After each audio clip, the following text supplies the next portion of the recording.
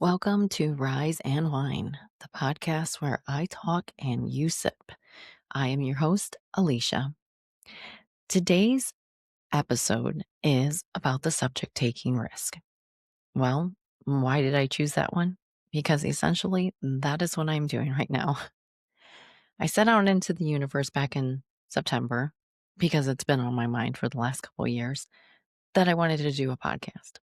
So I knew that once I said it and said it out loud, I would then start making arrangements to make that happen. It's just the kind of person that I am. So, doing my research, this is what I found that the majority of podcasts end after 3 episodes. Then you have 90% of podcasts that end after 20 episodes. And then of that percentage that's continuing on, there are only 33% podcasters that are female. So, right away, I realized I had quite the challenge ahead of me. So, did it stop me? Does anything ever stop me? I knew going into this, it was going to be very scary. I would have my obstacles. What would people think? Would I have something interesting to share? Would you guys hold on to my subject matters or even just listening to the rants I'm going to have? It's all very new. And so I just ask for your patience along the way. I think one of the things that have helped me out through life and taking risk was a book that I read a while ago about entitled Mindset. It was a book by Carol Dweck, and she goes into the fact that there are two groups of people, and that is people with a fixed mindset and people with a growth mindset. As you can imagine, a fixed mindset would be someone that they fear taking on anything new or any new challenges, and therefore they don't even try it. But the growth mindset individual says, okay, I'm going to be up against some things. It's going to be hard. But if I put forth the effort, I think that's something I can accomplish. And a lot of us are fearful of going into that space, right? Because we have this fear of failure. I can assure you, I have failed many times. I've attempted to skateboard. I have attempted recently to mountain bike. And I still kind of hit the gym every now and then and attempt to perform what's called CrossFit. And if anybody has ever done CrossFit and has attempted the snatch Olympic lift, that is like one of the hardest things that will literally humble you and also probably tick you off a few times too. But all those things that I take on are hard. And it is said that if you keep doing hard things, it eventually becomes easier then to take on more risk and challenges. One of the things that I like to think about is something very simple. It's the most easiest thought ever, right? I had a friend talk to me one time as we were driving up to Michigan to do a mountain bike track. And she says to me, some of that is just irrational fear. We're more likely, because I was afraid of what we're going to experience having been new at mountain biking. She pointed out, even though maybe it's been a little doom and gloom to say, we actually have more of a risk of getting into a car accident and dying than you'll have once we reach that mountain bike track. Not that either of those set me at ease, but it made sense. So I got to thinking about that a lot of times we have rational fears and we have irrational fears. We want to have rational fears because it keeps us safe and keeps us protected. But the irrational fears are the things that can immobilize us, right? It can keep us stuck where we're at. And so, again, going back to one of the things that I have learned to tell myself after that moment was when I try doing something, I think, will I be the first person attempting this?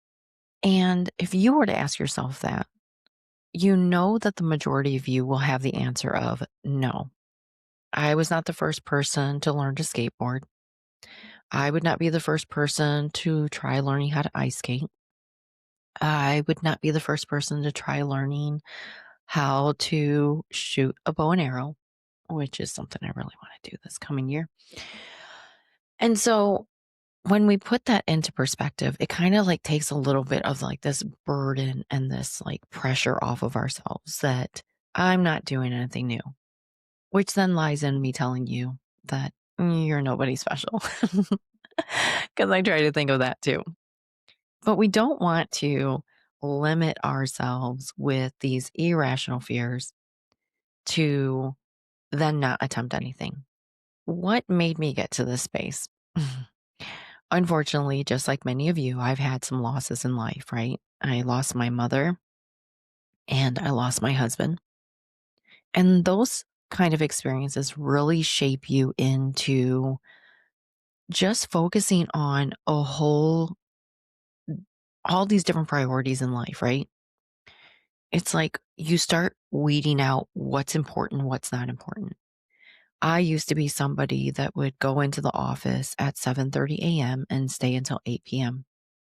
I would work on a client at 4 a.m. on Saturday. And some weeks I would work Sunday through Saturday as well. And once you go through those losses, you start to say, okay, what really is important here? And I think it's my family, right? I think it's my girls. I think it's finding contentment in life. And for us all to reach that point, sometimes it means taking those risks. If you're going to find contentment in life, learning something new, like dancing or singing or playing a guitar, because those are the things that are going to make you happy, but you're so afraid of doing them, stop. Stop that. So try again to think of what you are capable of accomplishing, right? And also, if you don't accomplish it and you fail, I can promise you that along the way of all my failures, there have been many adventures. There have been amazing people that I've met, especially this year. I did this adventure race. It felt like 3 days. And I'm going through a time in my life where my body is just kind of not working with me. And I still was throwing myself into all these things, the adventure race, doing a half marathon, training, trying to just stay in this space of like, don't let this take over, right? So I go out to attempt this adventure race. And I will say I was just, that was definitely a challenge of a lifetime. And I felt so bad for my race partner because from the beginning, as soon as the race was in West Virginia, and as soon as we had hit any points of elevation, I felt like I had an elephant sitting on my chest. And it was so different. I do Spartan races. And the previous year, I believe it was, I had did the Colorado Spartan. And there's a lot of elevation in that too, right? And I remember it being hard, but it also was this different kind of hard. Like knowing, feeling your body changing. And it's like I could run or I could bike in this like flat terrain. But then as soon as this elevation hit you, it was just like, oh my goodness, I want to go home. Instantly, what did I get myself into? And then you just feel so awful because you're with this race partner and an elite one at that. I knew I was out of my league. I'm out of my league all the time. But I just felt bad. In my head, I had quit. I had given up and that was unfair to my partner, right? So along the way, just because there were different points where he was just like, oh, what if we try it? And I was just like, okay, we'll try 3 more miles. Or, oh, what if we just try this? And it was just kind of interesting. Because the body is capable of much. That's one of my favorite quotes. The body is capable of much. It's the mind that needs convincing, right? There are people that run these endurance races and do these endurance challenges, and that it isn't the first time they've done it either, right? And I actually hope, as miserable as that was for me, that experience, again, being the person that I am, I'm hoping to take on one next year again. May not be the 24-hour one, but maybe I'll start small again. There are so many moments I can sit with you and tell you where I failed. The mountain biking, I have some gnarly scars that will stay with me with that, right? Skateboarding, right? Um, just a lot of different things. Climbing trees when you're little, right? Playing softball and getting your first black eye. um, but again, there's a lot of things that have potential injuries, potential heartbreaks.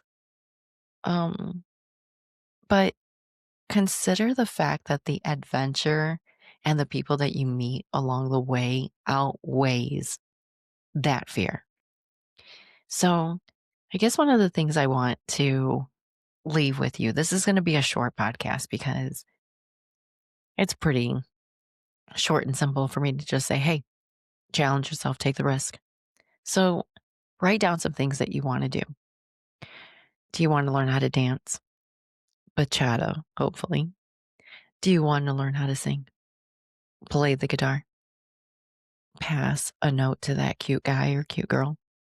You're never going to know what the outcome can be unless you try. And if it ends in you failing, then I just ask and beg of you that you get up and try again. Because maybe that cute guy didn't, deserve to get your number. But maybe there's something else better waiting around the corner, right? And I think that if you go into things and saying, I'm going to have the best experience of this, regardless of failure, and just create a space where you can just laugh along the way, it's going to be quite the experience. And it can be an experience that you share with your friends or your children or your grandchildren. And how do you lose in that, right? Um, I'm getting started, so I ask for your patience. And again, like I said, taking risk was something that I wanted to cover because I'm doing that with you today and the next 20 or so episodes to follow. So if this connected with you and you can be patient with me and listen to me a little bit more as I dive into some other topics along the way, I'd appreciate it. I also want you to send me some of the risks that you've taken. What things did you find to be life changing or even just funny? How did it end? And I hope that even me bringing up this topic not only moves you to take risk, but also lets you think back of the ones that you've already taken, right? Because right now, where you're at today was probably from risk. Some things need to be said to help you remind yourself of, like, oh, yeah, I did that. One of the things I told my daughter the other day was I was 18 years old and I was moving up here from Florida to come to Ohio to be a sign language interpreter for the deaf. And at that same time, I decided that I was going to apply for two positions, one at the Ohio State University and one at Tempe, Arizona. And I actually got both jobs. But I told her, I go, I was 18 years old. And I said, I want to do that. And I sit there and I think how along the way life experiences have shaped me to kind of be a little bit fearful of things or be timid or like, you did all those things when you're 18. You had you had that mindset to like throw yourself out there to a place you don't know with no one that you knew and attempt that and try that. So sometimes hearing these things help you remember, oh, yeah, I accomplished that, right? Because we can get kind of stuck in something and fearful as we get older. I feel like you're easier to accept a risk when we're younger because we have this mindset that we have nothing to lose. And as we get older, we can't take those risks as much. But who says, right? If you're alone, it might be a little bit more challenging. But if you have a life partner that encourages you to say, you know what, I'm going to be right here while you try that.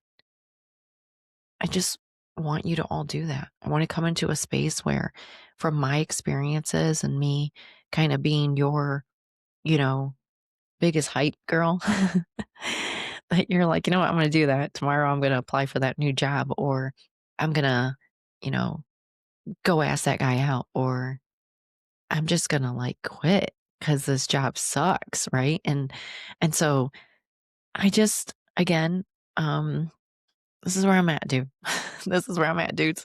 Um, and again, it's gonna be a little choppy. I'm just here in the space. I'm still learning and trying not to ramble too much. But this will conclude this first part.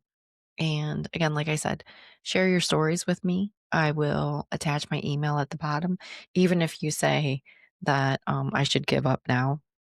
But my response will be I won't.